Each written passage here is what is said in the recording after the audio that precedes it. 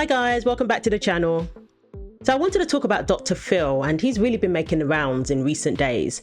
And it's been pretty good to see. I've been pretty happy seeing the clips of him speaking truth and setting the record straight when it comes to a lot of things. Now, admittedly, I haven't been the biggest fan of Dr. Phil in recent years, ever since Angela Staton King went on his show with her son, who is gay and had recently come out as transgender. And I didn't like how that all went down. I kind of felt like he threw her under the bus, and he was saying some things that sounded pretty ridiculous to me. And I believe he's actually a psychologist. And, you know, as a professional, I felt it was kind of odd that he was coming out with certain statements that are unfounded, that just kind of sounded very woke. What is your concern? I'm very concerned that with his behavior and him identifying with as a woman, that it could lead to dismemberment. Your child was born with male genitalia, and so you say that's the definition, and that's not going to change. And so all of this other that is being experienced is just a mental illness or a delusion or a distortion, or what is it? What do you think? I just recently got my bachelor's in psychology, and I have been taught that it's gender dysphoria. I do believe that it may be a form of mental illness. It's not just that he was born male. I mean, he is a male. He was born with male parts. He is a male. And I'm just not going to feed into the delusion that a man is a woman. You know, Cleveland Clinic did a study on transgender brains, and when they did the study, they found that the brain of transgender people, their brain is actually more similar to the gender they identify with than the gender that they were assigned at birth. I mean, it's an actual brain difference. Okay, but I don't think, and I think that that's a mental health issue. I could well, no, say that's that, a neurological fact. Okay, and I could say that I identify as a rich white woman right here on your stage, and I'm not white. So identifying as something is totally different, right, from what's actually factual. I think that this is something that's just being pushed as an agenda. There are 50 years of empirical evidence here, and there are distinct differences in the transgender brain versus the non-transgender brain. So are you asking him to ignore that, to ignore his brain and what filter the world runs through for him? Well, regardless of the brain, the body there are only two bodies. You've got a male body or you have a female body. You have male genitalia or you have female genitalia. So there's a lot of stuff that goes on in our brain, but and even part of that body is the brain. So I kind of assumed he had turned woke in recent years. So I did notice that perhaps after the pandemic, his show did take a different direction, and he was inviting people with opposing views to discuss it in a civilized manner, to hash it out. And there are some episodes that I found very enjoyable to watch. And he gave people with conservative views a platform, as well as people with opposing views a platform, people on the liberal side. And, you know, that was good. It was refreshing. So I'm glad to see in recent weeks he has been on The View and he left the panel in stunned silence. Now, The View, you know what I think about that show, hate that show, but they have been pushing communist ideas, propaganda for the longest time, especially around the time of the pandemic. They had lost their minds when it came to things pertaining to COVID, absolutely lost their minds. Jedediah Bila, I think, was once on their panel, or she was invited to the show. And there was one time where she had to appear via video link simply because she didn't want to get the shot. And the way they spoke to her, when she was speaking truth, when she was quoting the former director of the CDC and Fauci himself, they were still accusing her of lying. They basically said on their show that you can't get COVID if you are vaccinated. That's what they said. And then we see Whoopi end up getting COVID twice. So you had someone appear via video link because they didn't want to get the vaccine, telling them that they're lying when they literally quote the actual words of the director of the CDC at the time and Fauci, where they actually admitted that it doesn't prevent transmission. You called her a liar. The vaccine does not prevent you from getting COVID and does not prevent you from transmitting COVID. Oh my goodness. Reality, and we have seen that. That's not so. Come on. And then you end up getting COVID twice and then act as if you're surprised. Well, I didn't realize. That didn't stop you spewing lies on your show week after week, did it? That didn't stop your fear-mongering. That didn't stop you demonizing people who make different medical decisions from you. Meanwhile, I've never heard them talk about the benefits of losing weight to fight against COVID. I've never heard them speak about the benefit of getting outside and getting some vitamin D, because you're more likely to be hospitalized if you have a vitamin D deficiency. All of that.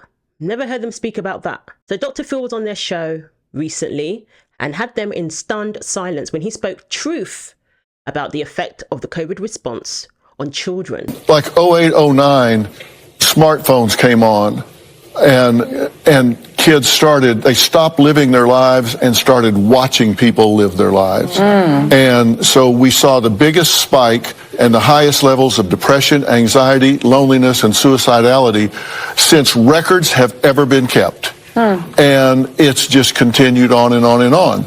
And then COVID hits 10 years later, and the same agencies that knew that are the agencies that shut down the schools for 2 years. Who does that? Who takes away the support system for these children?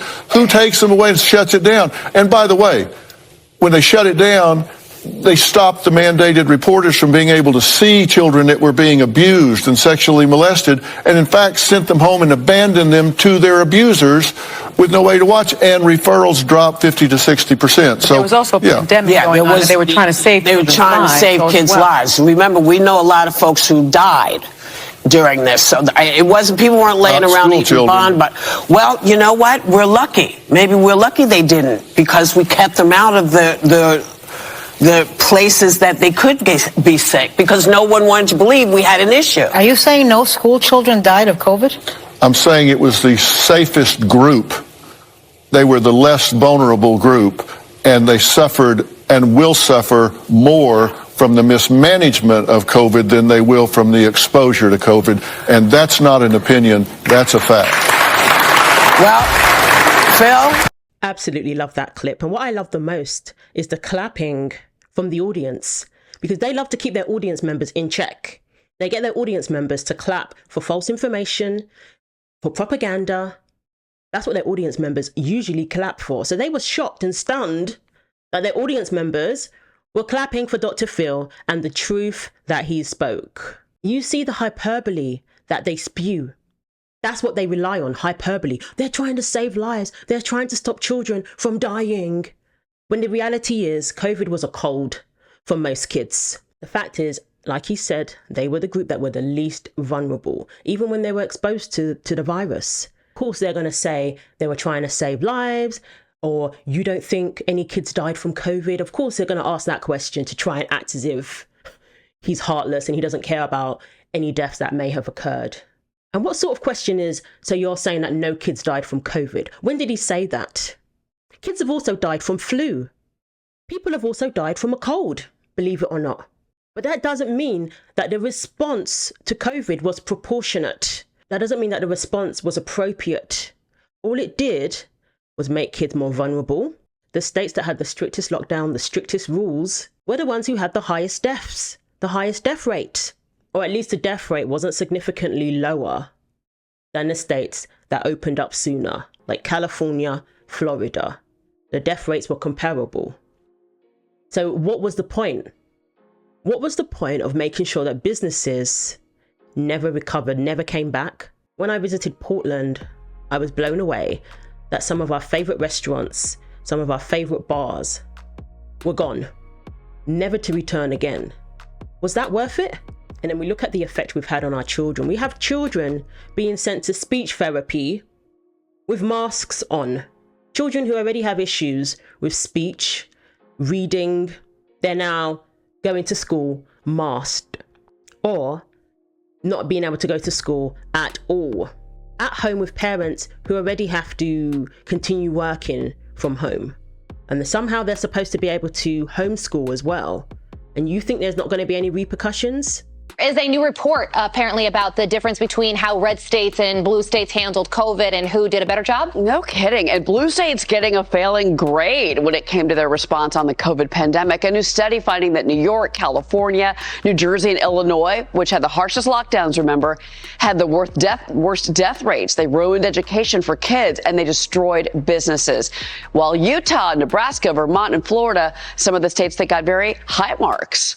So as Dr. Phil said, the repercussions of lockdowns, of preventing children from going to school, were far more damaging than being exposed to a virus.